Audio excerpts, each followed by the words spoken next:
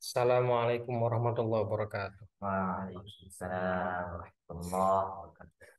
Puji syukur Alhamdulillah karena sudah memberikan saya kesempatan untuk mempresentasikan sebuah penyakit yaitu sindrom Guillain-Barré.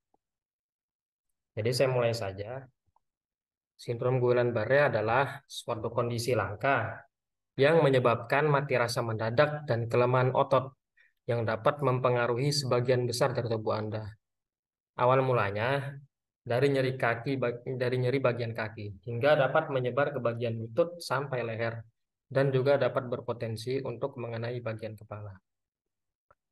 Penyakit sindrom GPS ini disebabkan oleh autoimun yang mana sistem kekebalan tubuh itu menyerang sel sehat pada saraf tepi dan juga ia dapat mempengaruhi saraf sensorik dan motorik sehingga mendapati kehilangan sensasi dan penurunan refleks. Berawal dari sejarahnya yaitu seseorang bernama Jean Baptiste Octave Landry yang pertama kali menemukan dan mendeskripsikan kelainan ini pada tahun 1859. Dilanjut pada tahun 1916,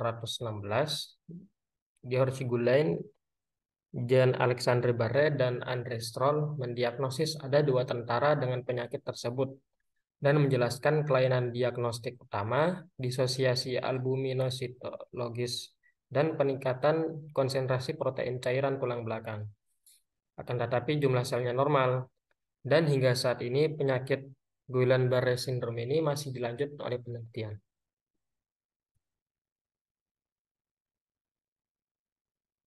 Berlanjut pada epidemiologinya, meskipun jarang, dengan kejadian 0,4 hingga 2 per 100.000, sindrom Guillain-Barré ini mempunyai dampak besar pada sistem layanan kesehatan.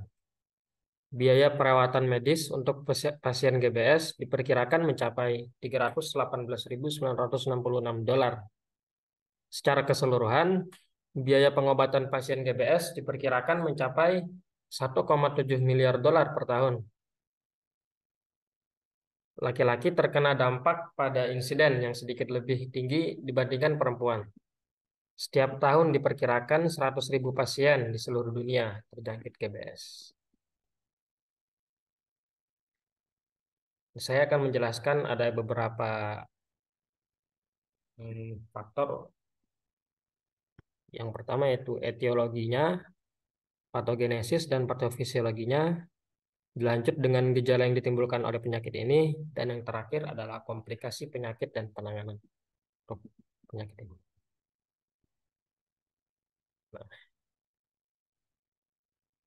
etiologi dari sindrom Guillain-Barré. Sindrom Guillain-Barré mulanya bisa disebabkan oleh infeksi. Sebelum timbulnya kondisi tersebut, dapat ditemukan pada gastroenteritis atau infeksi saluran pernapasan yang dipicu oleh Campylobacter jejuni, yang mana bakteri ini dapat menyebabkan gejala diare, dan Cytomegalovirus menyebabkan infeksi saluran pernapasan. Dan kedua mikroorganisme ini diidentifikasi memiliki mimikri molekuler dengan struktur sel bagian saraf. Dan mohon maaf sebelumnya saya di sini hanya akan menjelaskan dari sudut pandang bagaimana Campylobacter jejuni menyebabkan penyakit sindrom Guillain-Barré.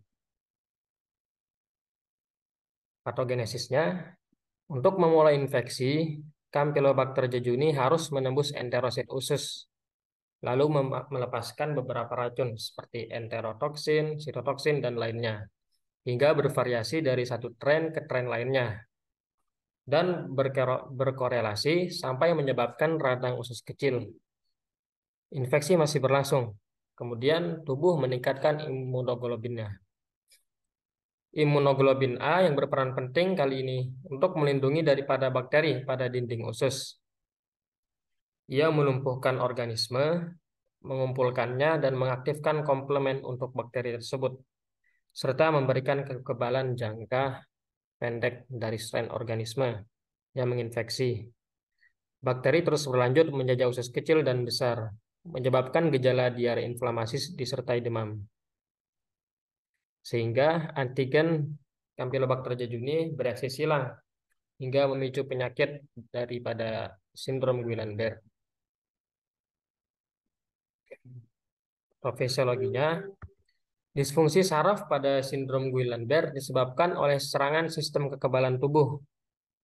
Mimikri molekuler menjadi kata kunci pada kali ini, yang mana lipooligosakarida Campylobacter jejuni mirip dengan gangliosida membran saraf tepi.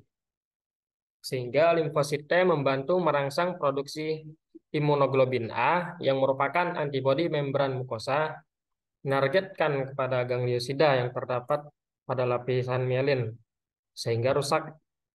Akibatnya, akson yang terbungkus sel skuan untuk memunculkan neurotransmitter menghantarkan impuls listrik saraf ke saraf lain terganggu dan menjadi lambat. Dan disitulah kelumpuhan mulai terjadi. Lalu kita berlanjut kepada gejala yang ditimbulkan oleh penyakit sindrom Guillain-Barré. Ada beberapa gejala yang ditimbulkan oleh sindrom Guillain-Barré. Berikut ini yang pertama yaitu adalah kelemahan otot, lalu kesemutan dan mati rasa, yang ketiga gangguan keseimbangan dan koordinasi, yang keempat kelumpuhan parah, yang kelima kelumpuhan pada otot dan wajah, yang keenam kesulitan menelan dan bernapas, yang ketujuh nyeri, dan yang terakhir gangguan fungsi otonom.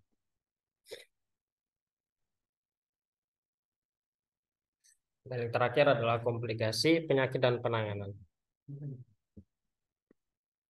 Sindrom Guillain-Barré umumnya diterapkan sebagai syaraf lemah. Ada beberapa metode pengobatan yang dapat diterapkan untuk mengobati jika sudah terkena penyakit tersebut.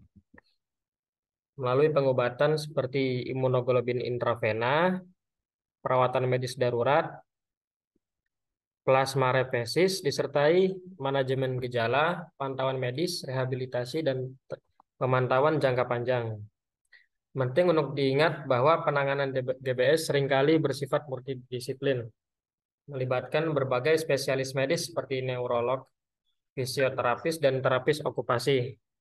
Semakin cepat diagnosis dan perawatan dimulai, semakin baik peluang pemulihan pasien. GBS bisa menjadi penyakit yang serius, tetapi banyak orang mengalami pemulihan sebagian atau penuh setelah perawatan yang tepat. Dan ya, sekian. Terima kasih dari saya. Assalamualaikum warahmatullahi wabarakatuh.